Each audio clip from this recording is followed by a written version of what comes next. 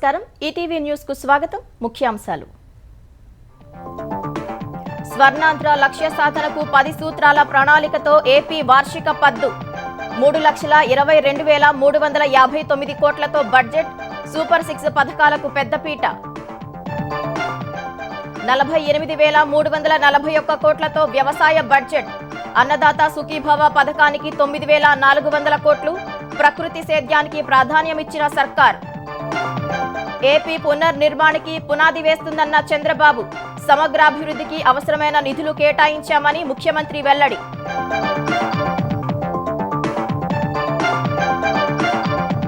Delimitation పేరుతో దక్షిణాదికి కేంద్రం అన్యాయం చేస్తోందన్న రేవంత్ బలవంతంగా ఒక భాషను రాష్ట్రాలపై రుద్దరాదని వ్యాఖ్య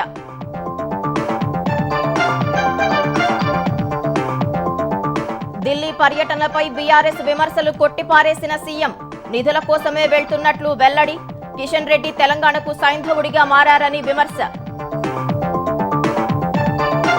వరంగల్ విమానాశ్రయం అభివృద్ధికి కేంద్రం గ్రీన్ సిగ్నల్ త్వరితగతిన పనులు చేపట్టాలని ఎయిర్పోర్ట్ అథారిటీకి కేంద్ర మంత్రి ఆదేశం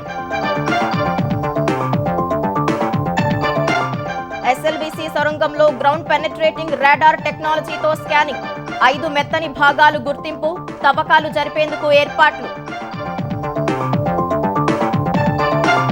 అదనపు పన్నులపై ట్రంప్ హెచ్చరికతో కుదేలైన స్టాక్ మార్కెట్లు 1,414 పాయింట్లు క్షీణించిన సెన్సెక్స్ 9 లక్షల కోట్ల సంపద ఆవిరి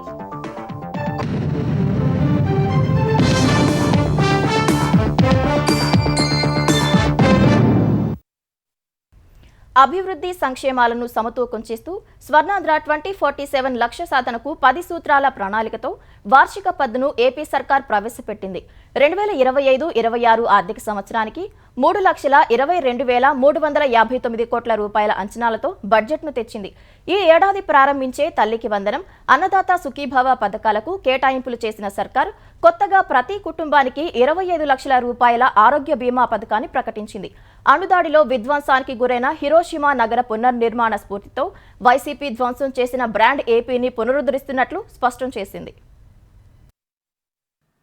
స్వర్ణాంధ్ర లక్ష్య సాధనకు 10 సూత్రాల ప్రణాళికతో వార్షిక పద్దును ఏపీ ఆర్థిక మంత్రి పయ్యావుల కేశవ్ అసెంబ్లీకి సమర్పించారు 2025-26 ఆర్థిక సంవత్సరానికి 3,22,359 కోట్ల రూపాయల అంచనాలతో బడ్జెట్ ప్రవేశపెట్టారు పేదరిక నిర్మూలన నైపుణ్యాభివృద్ధితో ఉపాధి అవకాశాల పెంపు జనాభా వృద్ధితో మానవ వనరులు పెంచడం అందరికీ సురక్షిత నీటి సరఫరా స్వచ్ఛాంధ్ర స్ఫూర్తి వ్యవసాయాభివృద్ధి ఇంధన భద్రత తయారీ రంగానికి ఊతం డీప్ టెక్నాలజీని అందిపుచ్చుకోవడం ద్వారా మౌలిక సదుపాయాలు పెంచడం ద్వారా స్వర్ణాంధ్ర లక్ష్యాన్ని సాకారం చేసే లక్ష్యంతో బడ్జెట్ తెచ్చినట్టు తెలిపారు సూపర్ 6 పథకాలు అభివృద్ధి కార్యక్రమాలకు ప్రాధాన్యమిచ్చిన సర్కార్ 3,22,359 కోట్ల పద్దులో రెవెన్యూ వ్యయాలే 2,51,162 కోట్లుగా అంచనా వేశారు ఇందులో వడ్డీ చెల్లింపులకు 34,998 కోట్ల రూపాయలు కేటాయించారు మూలధన వ్యయానికి 40,635 కోట్లు కేటాయించింది ప్రభుత్వ ఆదాయంలో రెవెన్యూ రాబడులు 2,17,976 కోట్లు మూలధన రాబడులు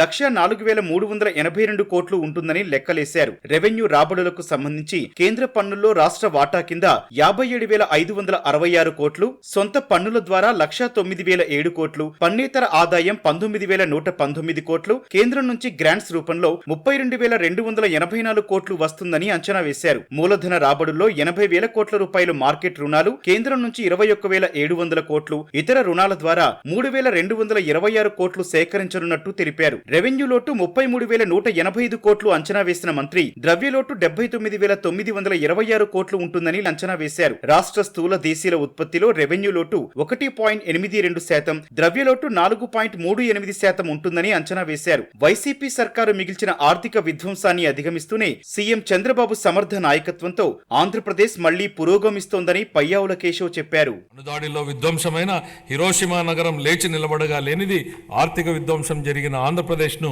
తిరిగి నిలబెట్టలేమా అన్న మాటల స్ఫూర్తితో ఈ బడ్జెట్ రూపొందింది అధ్యక్ష అప్పులు చేయడమే తప్ప అప్పులు తీర్చడాన్ని మరిచిన గత ప్రభుత్వం తప్పుడు విధానాలను సరిచేస్తున్నాం మా ప్రభుత్వం పాలనా పగ్గాలు చేపట్టాక రాష్ట్ర ఆర్థిక వృద్ధి మళ్లీ గాడిలో పడింది 24-25 ఆర్థిక సంవత్సరం మొదటి ముందస్తు అంచనాల ప్రకారం రాష్ట్ర స్థూల దేశీయ ఉత్పత్తి 12.94% వృద్ధి చెందింది అన్ని ముఖ్యమైన రంగాలు బలం పుంజుకున్నాయి తక్కువ ఆదాయ వనరులున్న ప్రస్తుత పరిస్థితుల్లో పెద్ద క్యాపిటల్ ఎక్స్పెండిచర్ ప్రాజెక్టులు చేపట్టడానికి వచ్చే ఇబ్బందులను అధిగమించడానికి ప్రణాళికలు రూపొందించాం. హెల్తీ, వెల్తీ, హ్యాపీ స్టేట్ మా లక్ష్యం. స్వర్ణాంధ్ర 2047 ఎంతో ఆశావహం. ఇది కష్టతరమైనప్పటికీ సాధ్యమే.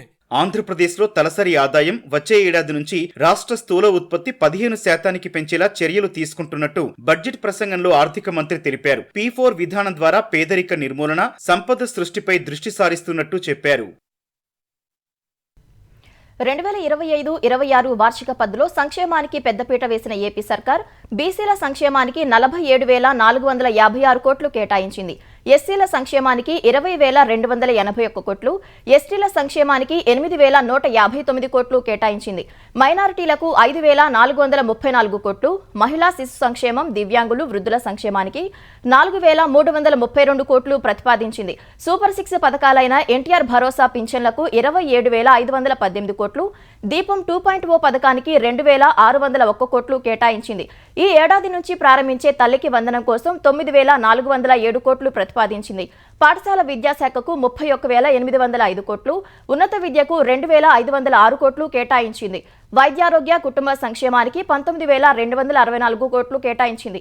ఎన్టీఆర్ వైద్య సేవను కొనసాగిస్తూనే ప్రతి కుటుంబానికి 25 లక్షల రూపాయల ఆరోగ్య బీమా పథకాన్ని ఈ ఏడాదే ప్రారంభిస్తామని వెల్లడించింది. డొక్కా సీతమ్మ మధ్యాహ్న భోజన పథకానికి 3,486 కోట్లు, బీసీలకు పనిముట్లు అందించే ఆదరణ పథకానికి 1000 కోట్లు వెచ్చిస్తామని తెలిపింది. మత్స్యకార భరోసా పథకానికి 450 కోట్లు ప్రతిపాదించింది.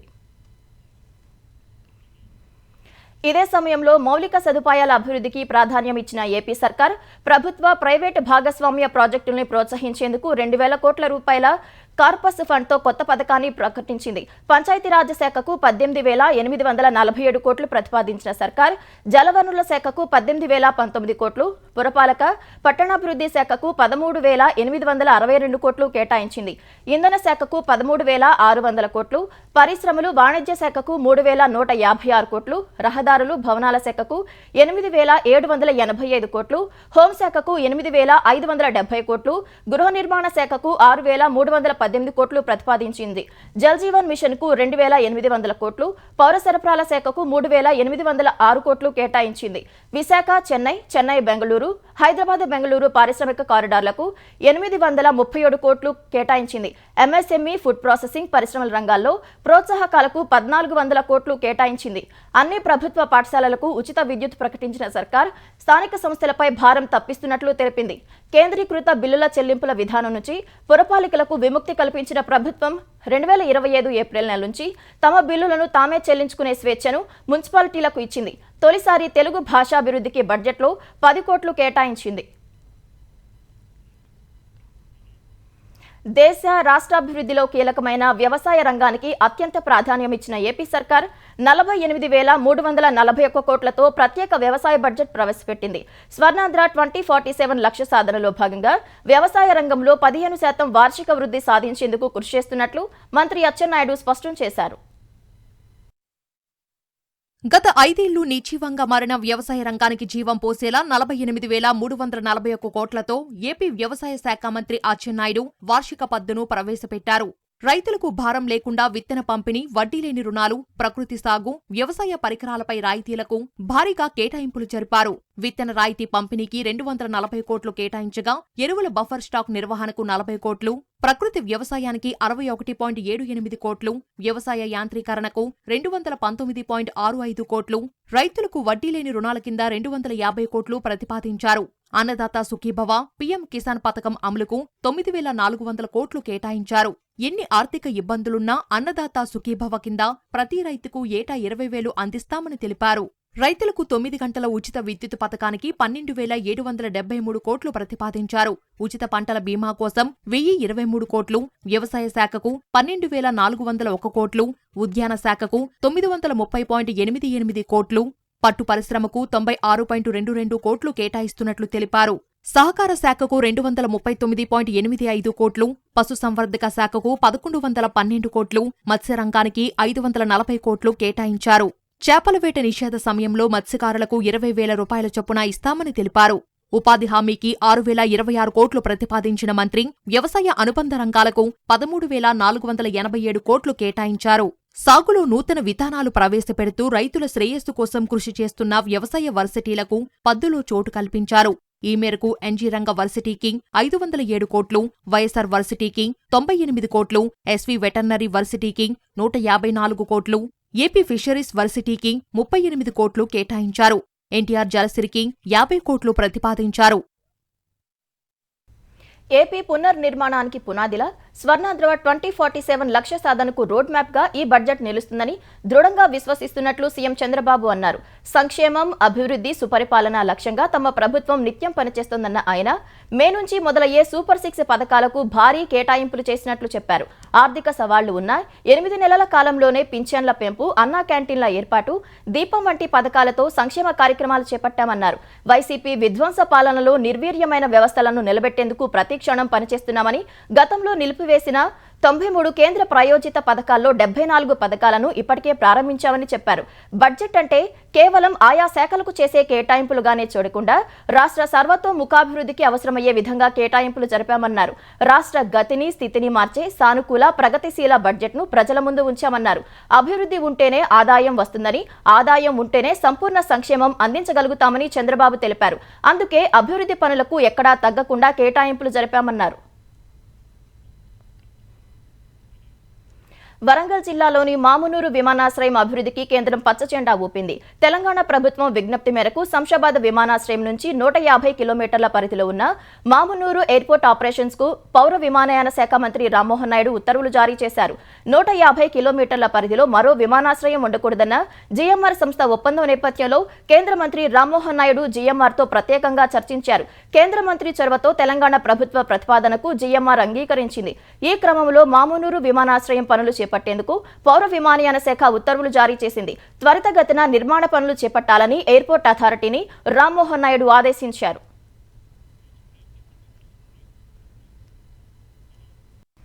ముఖ్యమంత్రి అవగాహన రాహిత్యంతో మాట్లాడుతున్నారంటూ విమర్శలు చేసిన కేంద్ర మంత్రి కిషన్ రెడ్డిపై సీఎం రేవంత్ రెడ్డి మండిపడ్డారు. కేంద్ర మంత్రిగా వైఫల్యాలను కప్పిపుచ్చుకునేందుకే ఎదురుదాడికి దిగుతున్నారని ఆరోపించారు. కిషన్ రెడ్డి వల్లే మెట్రో, మూసీ సహా పలు అభివృద్ధి ప్రాజెక్టులు ఆగిపోయాయని ఆక్షేపించారు. ఇదే సమయంలో కేంద్రంపై విమర్శలు గుప్పించిన రేవంత్ రెడ్డి భాషను బలవంతంగా రుద్దితే సహించేది లేదన్నారు. డీలిమిటేషన్ వల్ల దక్షిణాది రాష్ట్రాలు తీవ్రంగా నష్టపోతాయని, అదే జరిగితే తిరుగుబాటు తప్పదని హెచ్చరించారు. రాష్ట్రాలకు ప్రాజెక్టులు మంజూరు చేయడానికి కేంద్రానికి ఒక విధానం ఉంటుందని, ఈ విషయంలో తెలంగాణ సీఎం అవగాహన రాహిత్యంతో మాట్లాడుతున్నారని కేంద్ర మంత్రి కిషన్ రెడ్డి చేసిన వ్యాఖ్యలపై రేవంత్ రెడ్డి మండిపడ్డారు. ఈ మేరకు బహిరంగ లేఖ రాసిన రేవంత్ రెడ్డి తర్వాత మీడియా సమావేశంలో కిషన్ రెడ్డి వైఖరిపై నిప్పులు చెరిగారు. మెట్రో 2వ దశ, triple R, regional ring rail, Musi పునరుజ్జీవనం, డ్రైపోర్ట్ వంటి కీలక ప్రాజెక్టుల్లో కేంద్ర విధి విధానాలను పాటిస్తున్నామన్న సీఎం ఆయా ప్రాజెక్టులపై కిషన్ రెడ్డి ఏనాడైనా ప్రధాని వద్ద ప్రస్తావించారా అని నిలదీశారు. ఇవాళ ఏ విషయంలో కూడా కేంద్ర ప్రభుత్వం వైపు నుంచి మనకు అదనంగా ₹1 రాలేదు. యథాలాపంగా రావాల్సినవి మాత్రమే వచ్చినాయి. అది కూడా ₹1 పన్ను మన కేంద్ర ప్రభుత్వానికి కడితే 42 పైసలు మాత్రమే మనకు వచ్చినాయి. నరేంద్ర మోడీ గారి దగ్గర ప్రత్యేకమైన అపాయింట్మెంట్ తీసుకెళ్లి తెలంగాణకి ఇవి కావాలని ఏమన్నా ఇచ్చిందా మీరు? ఏదన్నా మంత్రివర్గ సమావేశంలో తెలంగాణ రాష్ట్రానికి మెట్రో కావాలనో, తెలంగాణ రాష్ట్రానికి రీజనల్ రింగ్ రోడ్ కావాలనో, తెలంగాణకు మూసీ నది ప్రక్షాళన కావాలనో, సెమీ కండక్టర్ కి సంబంధించిన అనుమతులు కావాలనో ఏదైనా మీరు ప్రస్తావిస్తే ఏ మీటింగ్ మినిట్స్ ఉందో చెప్పండి. కేవలము కిషన్ రెడ్డి గారు అడ్డుపడడం వల్లనే తెలంగాణకు తీరని అన్యాయం జరుగుతుంది. ప్రధానమంత్రి గారికి ఇచ్చిన వివరాలు అన్నిటిని కూడా డీటెయిల్ ప్రాజెక్టు రిపోర్ట్తో సహా నేను కిషన్ రెడ్డి గారికి ఇస్తా. ఎప్పటిలోగా తెలంగాణకి ఇవన్నీ అనుమతులు తెస్తాడో కిషన్ రెడ్డి గారు తెలంగాణ ప్రజలకు జవాబు చెప్పాలి.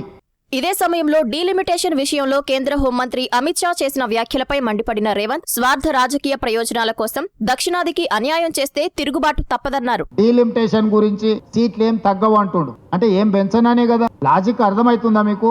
పాపులేషన్ బేసిసా, ప్రోరేటా బేసిసా, ఏం బేసిసో చెప్పకుండా తగ్గవు అని ఎట్లా చెప్తాడు అమిత్ షా గారు? నియోజకవర్గాల పునర్విభజన ముసుగులో దక్షిణాది రాష్ట్రాలకు తీరని అన్యాయం చేసి ఉత్తరాది రాష్ట్రాల్లో వాళ్ళకి పెత్తనం ఉన్న రాష్ట్రాలలో ఎట్లయితే బీహార్కు, ఉత్తరప్రదేశ్కు నిధులు కొల్లగొట్టుకుపోయారో సీట్లు కూడా పెంచుకొని దక్షిణాది అసలు సీట్లతోని ఓట్లతోనే పని లేకుండా శాశ్వతంగా బీజేపీ అధికారంలో ఉండాలని కుట్ర చేస్తుంది.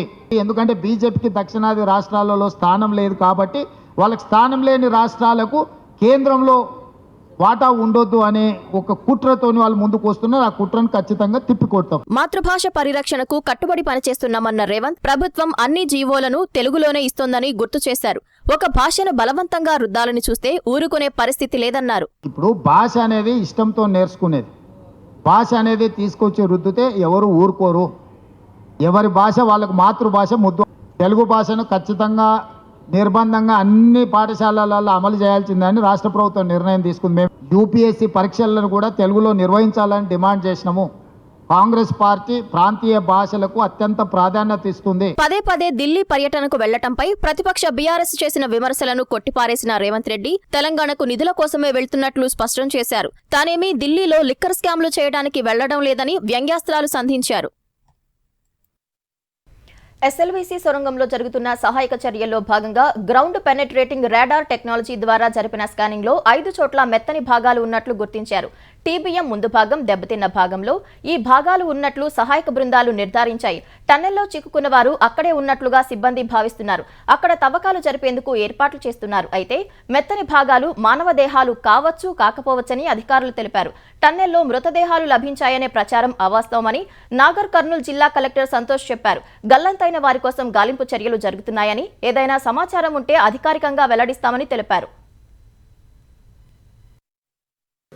జీపీఆర్ మనము ఎన్జీఆర్ఐ నుంచి ట్రై చేస్తున్నాము. వాళ్ళ ఫైండింగ్స్ ప్రకారం మనం రెస్క్యూ కంటిన్యూ చేస్తున్నాము.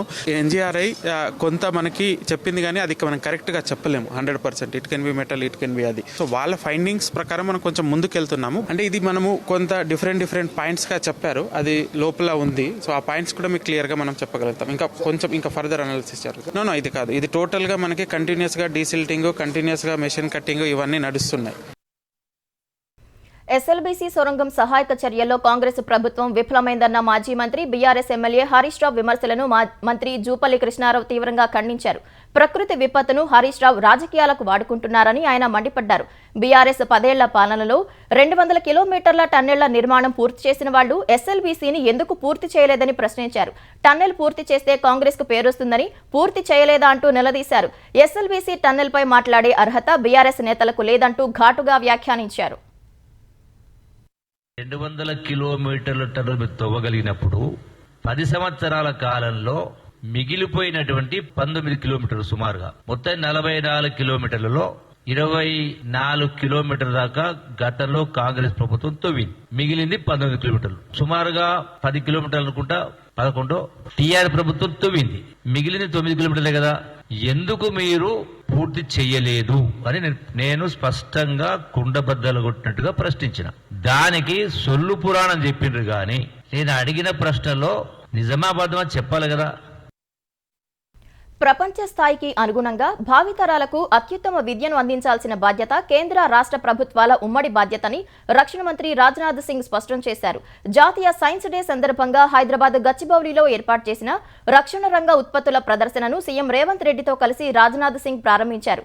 దేశాభివృద్ధి కోసం సైన్స్ ఆవిష్కరణలు చేపట్టేలా యువతను ప్రోత్సహించాల్సిన అవసరం ఉందని రాజ్నాథ్ అభిప్రాయపడ్డారు. స్వాతంత్ర్యం వచ్చిన తొలినాళ్లలో మందకొడిగా సాగిన ఆర్థిక వృద్ధి రేటు మెరుగుపరుస్తూ పారిశ్రామిక వ్యవసాయ ప్రగతిలో సైన్స్ కీలక పాత్ర పోషించిందన్నారు.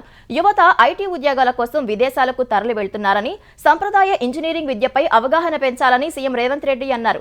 దేశ రక్షణ రంగంలో హైదరాబాద్, బెంగళూరులు ప్రధాన కేంద్రాలుగా ఉన్నాయని, దీన్ని మరింత పెంచేలా ఈ 2 నగరాల మధ్య డిఫెన్స్ కారిడార్ ఏర్పాటు చేయాలని సీఎం విజ్ఞప్తి చేశారు. ఏడాది కాంగ్రెస్ ప్రభుత్వ విజయాలను ఇంటింటికి చేర్చాలని పార్టీ కార్యకర్తలకు సీఎం రేవంత్ రెడ్డి దిశానిర్దేశం చేశారు. రాహుల్ గాంధీని ప్రధానమంత్రి చేసేంత వరకు విశ్రమించొద్దని ఉద్బోధించారు.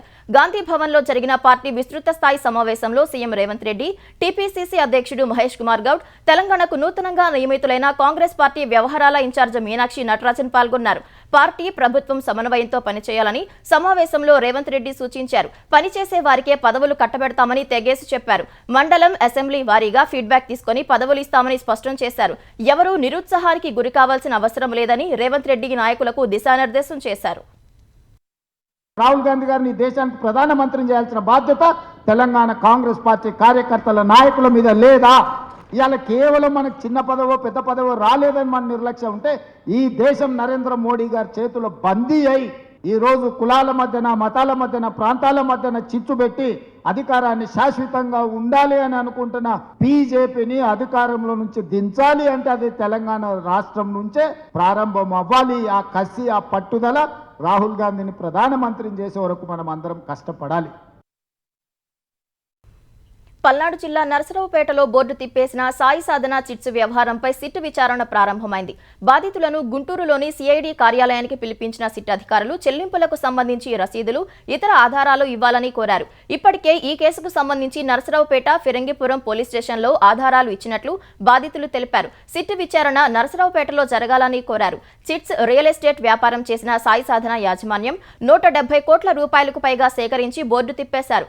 వ్యాపారాల్లో నష్టం వచ్చిందని డబ్బులు ఇవ్వలేమంటూ కోర్టులో లొంగిపోయారు. సాయి సాధన యజమాని పాలడుగు పుల్లారావు సహా మరో భాగస్వామి గుంటూరు జిల్లా జైలులో రిమాండ్ ఖైదీలుగా ఉన్నారు.